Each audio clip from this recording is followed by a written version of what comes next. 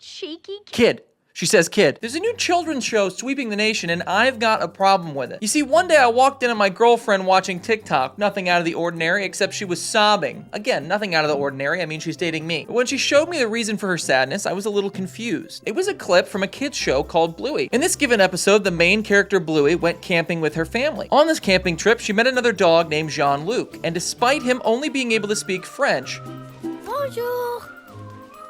Hi. their friendship transcended their language barrier. Doesn't that sound like an amazing lesson in a kid's show? That friendship transcends everything? Well, that isn't where it goes. You see, this camping trip consists over a few days, and every single day, Bluey and Jean-Luc play together. But they still can't understand each other. So when Jean-Luc tells Bluey that he's leaving the next day with his family, Bye, Jean-Luc. See you tomorrow. Non, pas demain matin. Au revoir, Bluey. she doesn't understand him. So when she shows up at their meeting spot the next day, Jean-Luc, come quickly. Jean-Luc? she thinks that Jean-Luc has abandoned her. What kind of a kid's show does that? It does end happily eventually with a time skip into the future where it shows an older Bluey meeting an older Jean-Luc who has now learned English. Hello, Bluey.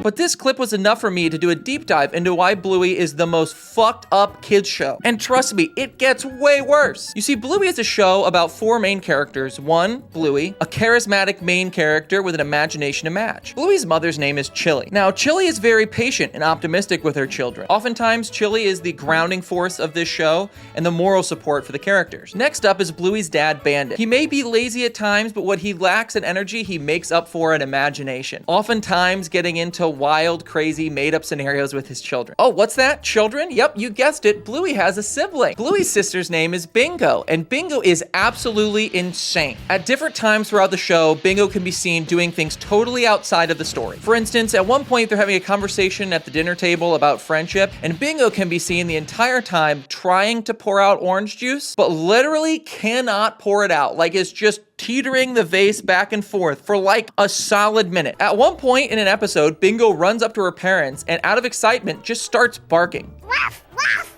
ruff. Use your words, Bingo. I know that they're dogs, but it's still very weird when they never bark otherwise. Those are just a couple of examples, but trust me, if you watch the show, Bingo is high literally all the time. Now that you know the main characters, I'm gonna go into some of the episodes that struck me as absolutely batshit crazy. This episode of Bluey is called The Claw. You see, Bluey may be beloved by many, parents and single adults alike. However, Bluey has proven controversial to some people. The typical reasons that they'll list are because, maybe their kid is developing an Australian accent. I don't know if I mentioned it yet, but yeah, this is an Australian kids show that is just taken anyway. But you should be way more worried about some of the lessons that Bluey teaches. For instance, there's an episode called The Claw. It's the infamous episode where Bingo starts barking at her parents out of excitement. Now, why is she barking, you may ask, and I'll tell you. It's because they find a claw machine. Bluey and Bingo just want to play the claw machine, so they get money out of their parents, put it into the claw, and they lose. Whoa, plot twist. You'd think maybe the lesson of this episode is going to turn into, hey, life doesn't always pay off. Sometimes it's disappointing and that's okay, but no, it's not going there. Just stay with me. You see, this prompts Bluey's mom to pretend that she is a claw machine for their kids so that they can actually win this time. And when the kids put money into their new claw machine, the mom claw machine mech, they immediately win a prize, but realize that it's just not the same. And so their imaginative father takes over. So first they try and put imaginary money into the claw machine. Well, their dad informs them no, he only takes real cash. He then makes them do a chore around the house to earn a coin. They put it in, totally excited now because, hey, they worked hard for this cash. Maybe now the lesson is about how hard work pays off. No, stay with me. They then immediately lose again. So is the lesson against gambling? It feels a little early to be teaching kids about gambling. Nope, it's the opposite. The kids do another chore, get another coin, and this time they actually win. Totally excited, they show their mother their new prize and they are overjoyed. However, their dad informs them that they can go for a special prize that wasn't available before and that he'll take their former prize as payment instead of making them do another job. Sound like a gambling machine? Yep. It is double or nothing, kids. Book, book, book, book, book. Obviously, the kids do it because they don't know any better and immediately lose the prize. Again, this would be a great place for the father to teach them a lesson about how gambling isn't worth it and maybe like, how about just don't gamble? But no, when they lose, they tackle their dad, break the claw machine, and take the special prize. The episode ends with them getting their special prize and not settling for their gambling losses. So I think the lesson is gamble, and when you don't get your way, forcibly take the money from people. Did you think that was bad? Because it gets much worse. This episode of Bluey is called Feather One.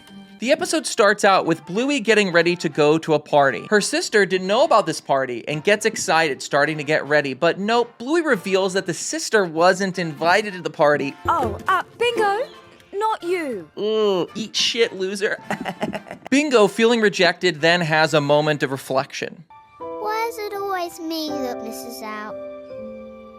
It's super sad, and there's sad music, and you think maybe this is gonna be a lesson about, like, I don't know, playing by yourself and being enough for yourself. But nope, what is that? A magical feather blows in that Bingo immediately identifies as a feather wand. This feather wand has the magical ability to make anything and everything heavy at will. All Bingo has to do is point the feather at something and say heavy, and it becomes heavier. Totally logical, right? Hey, guess what? It's about to get weird. Bingo then tries to stop Bluey and her mom from going to this party by making things inconveniently heavy, like the invitation to the party, Bluey's toothbrush, or the cereal that Bluey has to eat before she goes to the party. Bluey then finds out that Bingo has the feather wand and also knows its magical properties. They begin a chase, trying to get the feather wand out of the unworthy hands of Bingo, but Bingo pushes a rubber ball down the stairs and makes it heavy, attempting to kill her mom and sister. They then devise a classic plan. Bandit is going to distract Bingo long enough for Bluey and her mom to escape to the car to leave for the party. And it almost works, but just before they get in the car, she makes the present too heavy to carry. They then give up. They say, all right, we're not going to the party. A great lesson for kids, by the way, is if they resist hard enough, they can get whatever they want. But that's not the overarching lesson, you see. Once they admit their defeat and decide they're gonna stay home, Bingo relieves them in some moment of a crazy power trip and tells them that they can go to the party without her.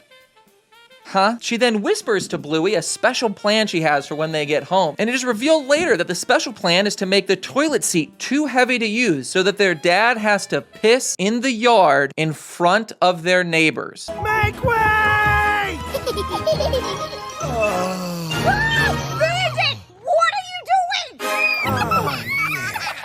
There isn't a lesson to this episode. It's just about a crazy power trip that Bingo goes on. I'm not even joking. But there are episodes that teach good lessons. They just maybe teach them way too early, and it's way too dark for a kid's show. For instance, let's learn about death, kids. Hooray!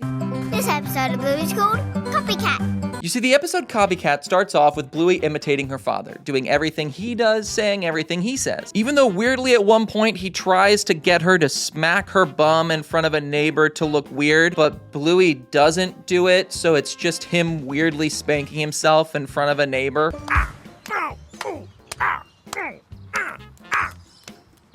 Where were you on that one? Creepy sex pest bandit storyline aside, Bluey then finds an injured bird. Oh no! They box up the bird and they take it to the vet to be taken care of. However, the vet comes out and tells them, ugh, there's nothing they can do. The bird is dead. On the way home, Bluey has a heartfelt conversation with her father where she tells him she didn't want the bird to die, but he informs her that they have no control over death. It's just something that happens. Again, this is a good lesson. But when Bluey gets home, she's still struggling with the death of the bird, so she decides to play pretend. She reenacts the entire day, enlisting Bingo to play the injured bird. She takes Bingo to the vet, and the vet takes Bingo away. However, this time, the nurse comes back and informs Bluey that it was totally successful. Bingo is totally fine. Bluey then stops her mom and is like, no, Bingo was supposed to die. There's then a funny moment where Bingo goes crazy and breaks out of the vet, but the episode ends with Bluey sitting there with her mom being like, death is out of my control, what can you do? This isn't how you wanted the game to go, is it?